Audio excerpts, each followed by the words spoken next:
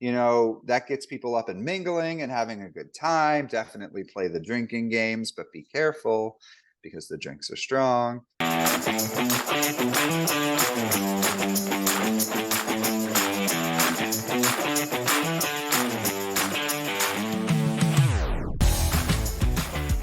So you mentioned other dinner parties and friends getting together. Since you are the horror movie night cookbook expert, walk us through. Give us some tips and advice. If I was going to throw a horror movie night tonight, this week, next week, this weekend, what should it have? How should I prepare? What kind of a night? Tell me expert tips.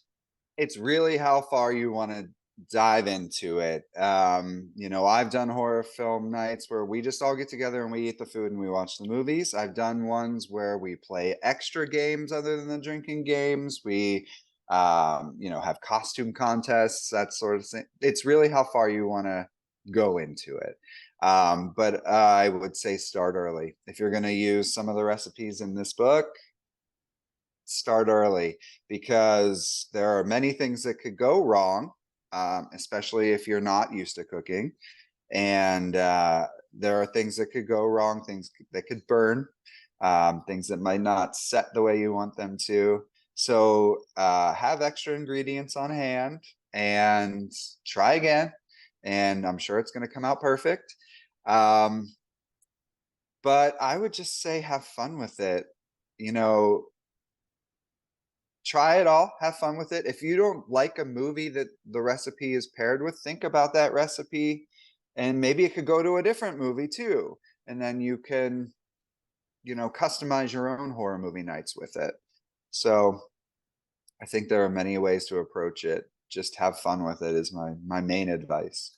I love that. You mentioned costumes. If we do want to go to the extreme, do you have any extreme suggestions for my friends and your friends out there who love movies? They love horror. They really, really want to get into it.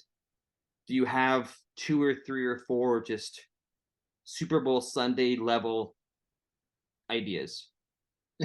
Have to. um, um, yeah, definitely add costumes, decorate. A fog machine is always fun.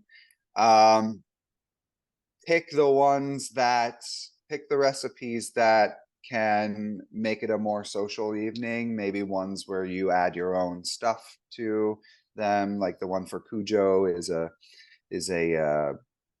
it's a like a burrito bowl essentially, so the people can add their own ingredients to it. That gets people up and mingling and having a good time. Definitely play the drinking games, but be careful because the drinks are strong. um yeah, I would say just make a day of it. Make a full day of it like you would if you were watching a day of playoff games for football. Yeah. Richard, thank you. The book is called The Horror Movie Night Cookbook, Richard S. Sargent.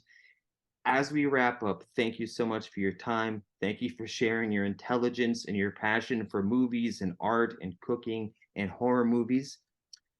For those of us who want to follow you, who want to browse the book, where can we find the book? Where can we learn more about you? Tell us the website, the social media, anything you'd like. Sure. Yeah, the book can be found, I believe, at any local bookstore or online, Barnes and Noble, Amazon, that sort of thing. Um, if you want to learn more about me or just maybe get bonus recipes every now and then on my Instagram, you can follow the Horror Movie Night Cookbook Instagram or my own personal one, our Sargent 83. So I'm on Facebook as well. You can find me on there. Um, yeah, stay in touch. Tell me what you like, and if you host your own, tag me in that sort of stuff. I'd love to see how your recipes come out, what you would change. I'd love feedback. So if you do try any of this, please contact me online and let me know what you liked and what you didn't.